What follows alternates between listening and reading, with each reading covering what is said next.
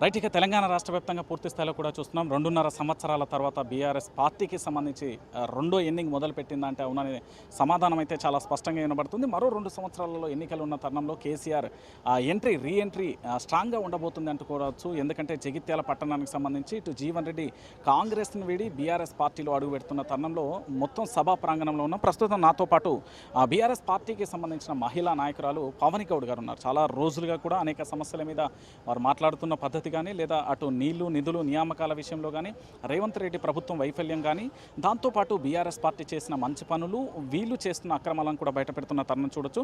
So మహిళా నాయకులుగా అనేక స్ట్రగుల్ ఎదుర్కొంటూ కూడా పూర్తి స్థాయిలో ప్రతి స్టేజ్ దగ్గరికి కూడా వస్తూ తన వాయిస్ను వినబడుతుంది. ప్రస్తుతం నాతో ఉంది, వారితో మాట్లాడే ప్రయత్నం చూద్దాం. ఎలా ఉండబోతుంది జగిత్యాలకు సంబంధించి జీవన్ రెడ్డి పార్టీలోకి రావడం కానీ ఇప్పుడు జరగబోయే కేసీఆర్ కూడా ఇక్కడికి రావడం ఉపన్యాసానికి సంబంధించి ఎలా ఉండబోతుంది? జగిత్యాల అంటేనే జగిత్యాలలోనే జయం ఉన్నది. జగిత్యాల నుంచల్లే బీఆర్ఎస్ పార్టీ జైత్రయాత్ర మొదలు కాబోతున్నది. ఎమ్లాడ రాజన్న సాక్షిగా, కొండగట్టు అంజన్న సాక్షిగా, ధర్మపురి లచ్చన్న సాక్షిగా తెలంగాణ తెచ్చిన బాపు కేసీఆర్ గారు 10 ఏళ్ల పాటు తెలంగాణను ఒక అగ్రగామిగా దేశంలోనే అభివృద్ధి రాష్ట్రంగా నిలిపిండ్రు. అభివృద్ధి అయిన రాష్ట్రాన్ని 2 ఏళ్ల నుంచెల్లి గద్దెనెక్కి రేవంత్ రెడ్డి కాంగ్రెస్ పార్టీ చేస్తున్న విచ్ఛిన్న చర్యలను ప్రజలు విసిగి వేసారి మళ్ళీ కేసీఆర్ రావాలి, రేవంత్ కాంగ్రెస్ పోవాలి అనే నినాదంతో పోతుంది. మీరు మహిళా నాయకురాలు, చాలా వరకు మీరు సోషల్ మాధ్యమాలలో మీ పేజీలలో చూసినప్పుడు కూడా ప్రభుత్వానికి సంబంధించిన విమర్శలు స్ట్రాంగ్ కౌంటర్ ఇస్తున్న పరిస్థితి కనబడుతుంది. సో దీంతో పాటుగా ఇప్పుడు కాంగ్రెస్ పార్టీ నుండి చాలా కీలకమైన నేతలు కూడా వస్తున్న పరిస్థితి కనబడుతుంది. సో భవిష్యత్తులో బీఆర్ఎస్ పార్టీ ప్రణాళిక వ్యూహం ఆపరేషన్ ఆకర్ష్ లెక్క ఉండబోతుందా, లేకపోతే ఇదే విమర్శలను కొనసాగిస్తారా? మేము ఆపరేషన్ ఆకర్ష్ ఏం మొదలు పెట్టలేదండి. మేము ఆపరేషన్ ఆకర్ష్ మొదలు పెట్టేది ఉంటే కాంగ్రెస్ పార్టీలో ఉన్న సగం మంది ఎమ్మెల్యేలు కూడా బీఆర్ఎస్ పార్టీకి రావడానికి సిద్ధంగా ఉన్నారు. ఆనాడు కేసీఆర్ గారి మీద పోటీ చేసిన వ్యక్తే జీవన్ రెడ్డి గారు. కేసీఆర్ గారు తెలంగాణలో ముఖ్యమంత్రిగా ఉన్నప్పుడు తెలంగాణ తీసుకొచ్చి తెలంగాణను ఏ విధంగా అభివృద్ధి చేసిండ్రో, తెలంగాణ కేసీఆర్ గారి చేతుల్లో ఉంటేనే అభివృద్ధి జరుగుతుంది అనే ఉద్దేశంతో 42 ఏండ్ల పేగుబంధాన్ని, ఒక బిడ్డకు తల్లికున్న బంధాన్ని విడగొట్టుకొని మరి బీఆర్ఎస్ పార్టీలోకి వస్తున్నారంటేనే ప్రజలు గమనిస్తున్నారు. ఎందుకంటే జగిత్యాలలో జీవన్ రెడ్డి అన్న అడ్డలుగా ఉంటుంది.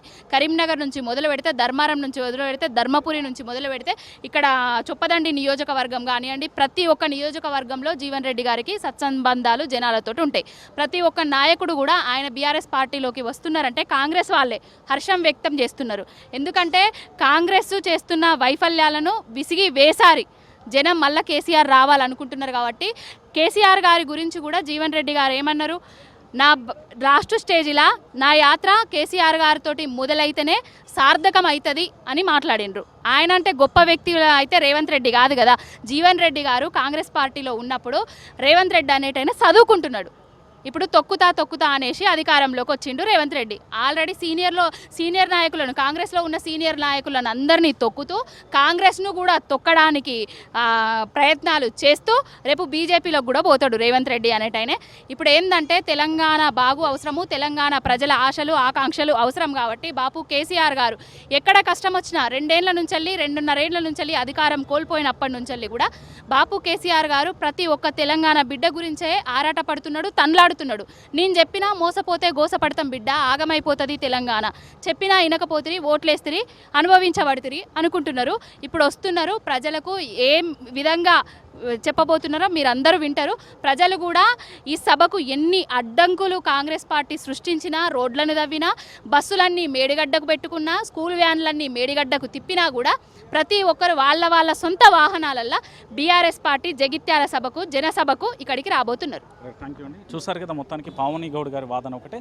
పూర్తి స్థాయిలో ఆనాడు కేసీఆర్ చెప్పినట్టు మోసపోతే గోసపడతారనే నినాదంతో పూర్తి